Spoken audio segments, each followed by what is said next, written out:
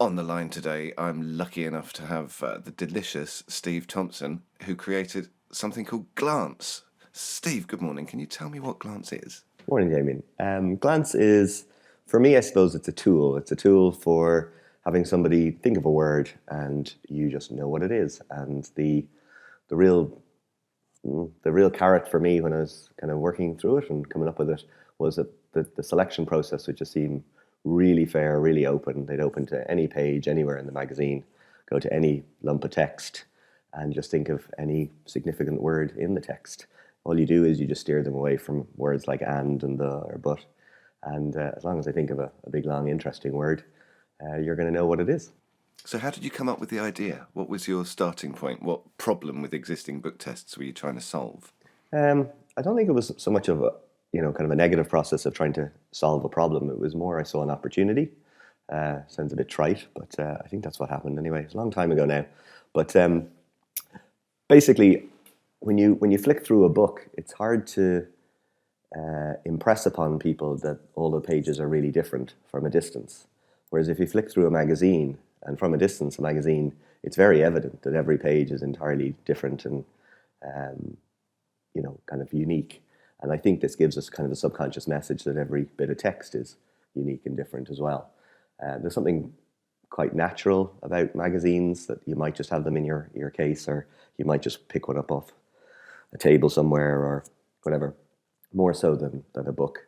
But I think natural is dependent on context. But in the context that I would have been thinking, I thought the magazine was really nice. It's obviously lighter and all of those kind of benefits as well. But there's something about the way text is laid out in a magazine in these very narrow columns. Like if you think of Time magazine or Newsweek or any of these, the way text is always laid out, it's always in three or four narrower columns. And this gives us a huge advantage over a book in the way in which you can hide or display words. I'm trying not to give too much away here, but if you imagine a tossed out deck only has 5 cards in it, um, it's quite. If you only put 3 cards in that tossed out deck, it's very easy to see the repetition. If you put 23 cards in it, well, it's not very useful to you. So it's about finding a nice balance between those two things. And with a magazine, I reckoned I could achieve a much better balance between the number of words and the shall we say the likelihood of somebody spotting repetition. Sure, sure. And also, you've got the advantage in the with the layout of having photographs and the advert pages and all of that stuff as well, which helps break it up and hide the methodology, I guess. Yeah, and it means that the magazine can be quite long. There's a lot of pages in it, but in a normal, even in a real normal magazine, as it were, I mean, nearly 50% of the pages are adverts, and so you've got twice as many pages in a magazine that you could otherwise have without having to repeat too much text. And the other thing as well was that I realized that depending on the imagery on a page, you would ideally have the text match the imagery. So if, for example, on a page there's lots of images of things to do with the environment and being eco-friendly and all that kind of thing, then the content of the paragraphs could be about that topic and seem very, very natural then. And then on another page, you could have topics about money or whatever it might be in a kind of business magazine. And again, the paragraphs that are in that on those pages would match that imagery.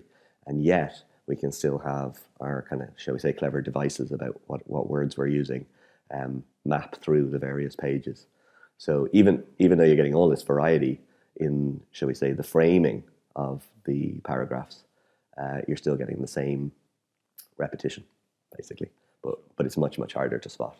Absolutely, absolutely. So, a lot of book tests on the market are, for some magicians, prohibitively expensive. Why have you made Glance so cheap compared to other book tests? Um, Short answer to this is you're going to have to ask Andy because it's something we still argue about. I absolutely 100%, and everybody knows this. I never wanted to make it nearly as cheap as it's been, but it is, and it's great. Though I think it was the right decision for sure. But it's still, my ego would love it to be way more expensive. I'll be honest, but the truth is that so many people. It's been really remarkable. I mean, I guess a lot of people say this about their products and stuff, and I suppose I just never expected to get the response that I've gotten. I mean, I've got some really lovely emails. People have approached me and thanked me for far more than just a trick. I mean, I remember one guy coming up to me and said that basically I helped him put his kids through college, and that's how he really felt about Glance. And I was like, really? And he goes, yeah, I close every single show with it. It's got me more repeat bookings than anything else that I do. And honestly, it's changed our family's financial position. I was like, come on, that's a bit of a big claim. And he was like, well, look, that's how I feel about it. So it's like, okay, pretty Wow. cool, yeah. So I'm guessing that when you put out, I don't know if that happens with other tricks, but that was it was a huge surprise to me, and it's been really lovely, the response I've gotten. So it's yeah, it's been great. No, I don't think that's a common response for one trick to have funded somebody's children's education. That's amazing. I'm pretty confident he's exaggerating by a long shot, but it was still really nice. It was really nice that he Of approached me like course it that. is. Of course it is. So, can you tell me what's new in the updated edition of Glance? Sure. So we've got new covers. The guys have worked really nice, worked up some really nice designs to kind of modernize the cover design. Now, to be fair, a lot of users would replace the covers anyway, but I think it's a really good idea just to keep them looking natural and real, and that way, when you get it straight out of the box, you can use it. So that's one thing that's changed. The other thing that I suppose is important that's changed is there were one or two words in the ads in the original print run that they weren't long words, but they were long enough that people might select them. Now, it was always intended that the script or the instructions would be along the lines of find a body of text, find a page with loads of text on it, and then find a word within that text. But we had feedback from very few people, but still significant enough to say, well, why don't we fix this just to make it really kind of 100%? That the odd time a spectator being nervous or whatever would just go to a large word in an ad. So there was one or two words that we've kind of fixed, as it were, yeah, that's they're the main changes. So I mean, it really is more of a reprint rather than a new release of a Sure. of a different product. Sure, but it's great to get it into the hands of new people. I think I bought it from you when you released it at the session.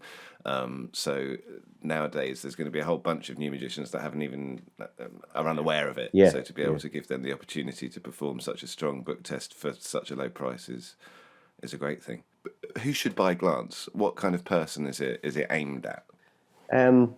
So definitely in my head when I was coming up with it, the person that was front of mind was somebody who would already be doing a platform or a stage show, and they're using book tests, or they're using a book test, and it would be a natural either addition or a alternative to the book test. So it's kind of professional performer first and foremost. So I think that's the key thought process that I had. But that's not to say that there isn't loads of other ways that people have used it and get a lot of value out of it. There's a good chunk of people have come to me and said that they keep it on their coffee table, or they have it in their bag, and whenever they see the opportunity, they drop it onto somebody else's coffee table, because nobody really tracks what's on their own coffee table in a business or whatever. Sure. So they kind of drop it in, shall we say, and then seemingly do it in an impromptu way. So at a radio, if you're doing a radio gig or something like that, it could be really powerful to pretend that you just picked this up at reception on the way in, or indeed plant it in reception and ask somebody to run out and get one. That could be really powerful.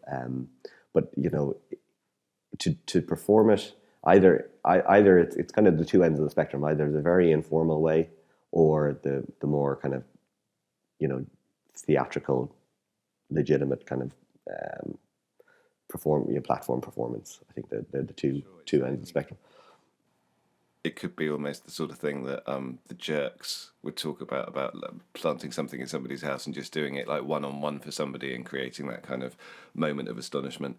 But how difficult is it if you came up with it as a kind of thought initially for professionals that are working on platforms or doing radio gigs or whatever, like some mind reading stuff, like huge amount of memory work or different techniques that are complicated and hard to learn, how easy or difficult would you say Glance is? I think that's the greatest trick that pros ever played was convincing the non-pros that they're doing all of those kinds of things. No, the pros make it really easy for themselves. That's the whole point, you know. So no, it's super easy. It's there's virtually nothing to remember. There's a memory cue thing on the back of the magazine, which is a great idea. I think it was Andy's or Josh's. I can't remember. So if during performance you get into trouble, there's something that's going to help you out. Yeah, yeah. But I mean, there's so little to it anyway that, and it's very organic. You would remember even if you had kind of temporarily forgotten. It's hard to explain, but without giving it away. But it's certainly not. There's no major amount of memory, and there's a little crib and what do you call those things where they've made it into a word. Synonym. Acronym. Yeah, something like that. Yeah, so there's one of those, and yeah, no, but it is very, very easy. It's always the same. You know, there's always the same few words that they could be thinking of, or same bank of words. No, I shouldn't say few words that they could be thinking of. So you can have them written somewhere if you want for yourself, or they are, like I said, they're on the back of the magazine. But in terms of audience management, I think that if you sit down, you write your little script about how to do the audience management, you know, something along the lines of open the magazine, flick through it, okay, find a page with loads and loads of text on it, great. Put your finger on the page somewhere, have a look around your finger for, you know, an interesting word, a word with a few syllables on it. Have you got one? Great, okay, close the magazine, and that's that. And you're done. Then you're done, and you know, you pretty much know with one or two other little moves, you know exactly what word they're thinking of. If you write that script, if you sit down and you just work that script out in your own head, then it's, from an audience management point of view, I think you're going to be solid, and from a kind of presentational point of view, it's very straightforward and it makes perfect sense. So I would say that it's particularly easy to perform, actually, in that respect. No, I'd agree. What I think is probably more challenging, and I think this is something that's just more general, it's nothing to do with glance in particular, but if you think about the size of the claim you're making, which is that you're reaching into somebody's mind and plucking out a thought, to become the kind of performer that is credible and that people buy into, that's the challenging work. It's to become to impress upon people and to have them feel like this is something that you're capable of. I think that's the larger piece of work, but that has nothing to do with glance. That goes for all of our performances and all of our, you know, character decisions. No, of course, and particularly with, as you say, the claim you're making when you're doing mentalism. So, without giving too much away, how can I say this? Can I say that it was influenced by the mother of all book tests? You can, and interestingly, originally, if we go right back, I didn't even, it sounds really silly in hindsight to say this, but I didn't even realize that Ted's method was originally baked into the method of glance, because glance doesn't necessarily rely on Ted's method. It happens to overlap with it, because you can't do, shall we say, my method without having Ted's built into it. I just didn't think along those lines at the very, very start. Obviously, it became apparent very quickly. But if you imagine that what you're trying to do with a book test is you're trying to figure out which of the bank of words the spectator is thinking of, well, to ask them about their word is a bit of a, the more information they give you about their word, the weaker your method, right? Sure. So if you can ask, if you have to get any information from them, it would be better that if it has nothing to do with the word that they're thinking of, but somehow it triggers you to know which word they're thinking of. Mm-hmm. So what I did was I built in it's very hard to talk about this without giving away the method, but I built in another word that's very close to their word, and if I can figure out what that word is, then I know what the thought of word is. So there's this kind of slightly ancillary thing, but what it allows you to do is get a whole bunch of yeses, one question, as it were, or one bit of fishing, and then you know their thought of word. So that sounds messier than it is in performance, but if you look at the video where Andy performs it, you'll see it. It's very, very straightforward. And it feels natural. And you're right that the second you have to ask for what the first letter of their word starts with, almost you're giving the spectator a solution. Yeah, well, whether you are or you aren't, it's certainly not for me copacetic with reading their mind. Because if there was one part of the word that you could see in their mind, it's probably going to be the first letter, because that would be the biggest letter or the most prominent letter. That's just in my imagination. Now, that being said, I'm not thinking for a moment that I don't think spectators would consciously think along those lines. And I mean, Ted's method is clearly genius. So it's not along those lines. But I think there is something quite interesting about using one thing to trigger the knowledge of the other thing, which makes it slightly more obfuscated from a methodological point of view, I guess. Yeah, absolutely, absolutely. And there's another kind of presentational aspect of this with like some tossed out magazine. Can you tell us about that? This is by far my favorite aspect of Glance. I absolutely love this. So if you imagine there's a limited set of words that the spectators can choose from, and you have two magazines, if you buy the two magazine set, and no, this is not a pitch to get people to buy more than the two. They're underpriced no matter what you do, but that's you can decide that yourself. If you get a bunch of people around the audience, let's say 6 people, thinking of a word from the magazines, which is very efficient. You hand out 2 magazines, you have a couple of people stand up, open the magazine, go to any page, any block of text, think of any word, and then pass the magazine on to somebody they don't know, and then do that again. So very quickly you've got 6 people, for example, thinking of a word from a magazine.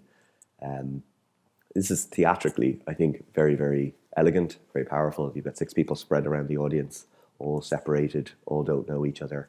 The magazines are passed back up to the front, and then you just look at them, you stare at them like a tossed out deck, and you do your whole I'm a demigod, I'm concentrating now, and then you look at them and you name 6 words and you say, if I got your word, please sit down. And it's just a very powerful punch. You've had a lot of randomness, a lot of fairness, and then you look them square in the eye and you name the words that they're thinking of, and they sit down. So it's just a very powerful method and version of that effect. And if you tie it in with doing a tossed out deck, I think that can be quite powerful too. And there's a lovely aspect of it, which is from time to time you're going to get only 5 people sitting down, and there'll be 1 person remain standing. And what's lovely about that is you can fully give the impression, just you just say, oh, I got it wrong, and then you concentrate on that 1 person and you nail it. So you get that kind of the equivalent of a tightrope walker having a little bit of a wobble, and Sure. then having an even greater success. Yeah. Or the way that jugglers always pretend that they can't do the hard trick at the end and then pull it off. Yeah. Whereas in our case, we actually can't do it perfectly, but they don't need to know that. Absolutely they don't. Absolutely they don't. So you came up with the idea for doing it as a magazine, and then how did it come to fruition? You were working with Andy, obviously. What happened? Yeah, so as I was talking earlier about the design of the layout of the pages with the imagery and the text and linking the two, I think this is where Glance really surpassed my expectations. I kind of thought that we would end up with a magazine that would look pretty good, but Andy just took it to a completely different level, where the imagery, there isn't a single picture that's repeated anywhere in the magazine, so they can really flick through it a lot. Just the layout and the quality of the design really, to me at least, smacks of something that's totally legit. And so huge thanks to Andy, because really, if you look at the product and what makes it work, it's kind of 20% my method and 80% Andy's hard work. So, I think it's worth just saying and appreciating how much time and effort and care. I mean, that wasn't a labor of, it was nothing but a labor of love. The amount of work that he put into it was extraordinary. Cool. Well, thank you so much for taking the time to have a chat with us, Steve. I really appreciate it, and I hope that a whole new load of people will get as much fun out of Glance and possibly put their children through college. Me too. And hopefully those children grow up to be nice people. And Absolutely. as a result. Thank you so much for your time, Steve. I really appreciate it. I'll speak to you soon. You're very welcome.